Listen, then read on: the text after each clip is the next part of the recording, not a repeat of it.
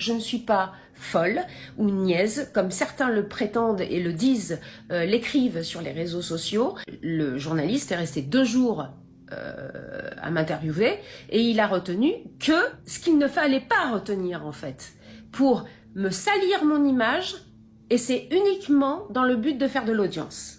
Je suis une femme qui est censée, si vous aviez été à ma place, vous seriez tombé dans le piège. Si quelqu'un vient et vous parle gentiment, vous dit des mots, je n'ai plus de toit. Ma vie, c'est un box de 6 mètres carrés avec quelques cartons à l'intérieur. Voilà ce qu'il me reste de ma vie.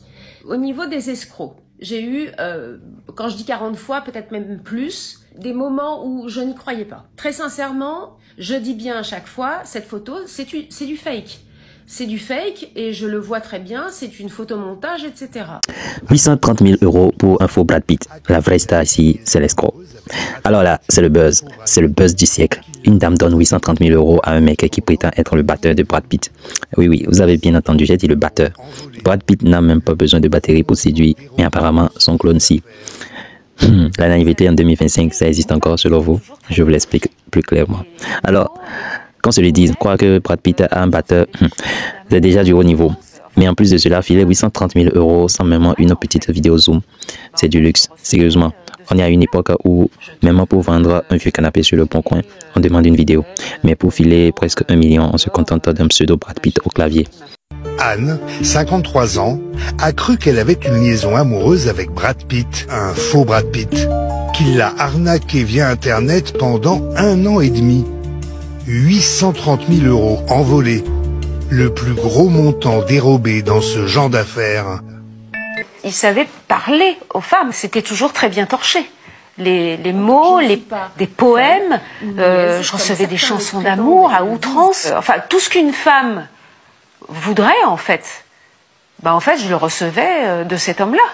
Je te veux, bébé, je t'aime tellement, je t'adore, ma chérie, ma femme. Ça par exemple, il me disait là qu'il revenait du tournage à Silverstone. Quand je fais des recherches de photos, je les ai pas vues ces photos-là.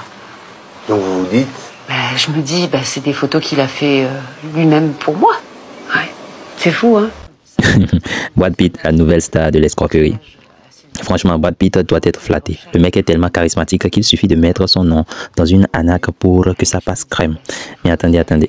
Est-ce qu'on va avoir une nouvelle tendance d'arnaque à la célébrité? Prochainement, ne soyez pas surpris de tomber sur « Bonjour, je suis Johnny Depp, mais aujourd'hui je vends des crypto-monnaies. » 830 000 €, ça fait combien de baguettes selon vous? Une petite parenthèse, 830 000 €, c'est combien de baguettes exactement? Combien de baguettes de pain? Environ 1 660 000 baguettes, les amis. Imaginez la taille du sandwich. Putain. À ce prix-là, on peut se payer un vrai concert de rock avec un vrai batteur et peut-être même Brad Pitt viendra faire un caméo en bonus. Et les plateformes dans tout ça, dites-nous, à quoi servent ces plateformes? Alors, les réseaux sociaux, vous faites quoi? Dites-nous s'il vous plaît. Sérieusement, on ne peut même plus se faire escroquer tranquillement sans que l'algorithme vienne nous rappeler qu'on aurait dû mettre un double facteur d'authentification. Mais est-ce qu'on peut parler des messages d'alerte? Ce compte semble louche, mais visiblement pas assez pour empêcher 830 000 € de partie. Ce que personne n'ose dire. Et là, tenez-vous bien, la vraie question c'est qui est le vrai naïf? La dame ou non? Qui continuons à croire qu'on est à l'abri de ce genre d'arnaque? Parce que, soyons honnêtes, on s'est tous fait avoir par un prince nigérien ou béninois, au moins une fois dans notre vie. Sois honnête, dis-moi la vérité. De toute façon, en conclusion, on peut dire que si vous croisez un Brad Pitt qui joue du tambourin et vous demande de l'argent, fuyez, courez, allez le plus loin possible. Ou alors demandez-lui au moins de chanter Joli Môme en direct. Et surtout, gardez vos sous parce que visiblement la star ici, c'est l'escroc. Si cette vidéo vous a fait un tout petit peu sourire ou vous a fait pleurer pour cette dame, lâchez un like, abonnez-vous et dites-moi en commentaire c'est quoi la pire arnaque que vous avez vue ou peut-être une petite arnaque que vous avez subie ou vécue. J'aimerais bien connaître cette petite histoire que je pourrais lire dans les commentaires grâce à vous. Allez, on se retrouve pour d'autres histoires encore plus dingues. À la prochaine, c'était Camille Business and Finance.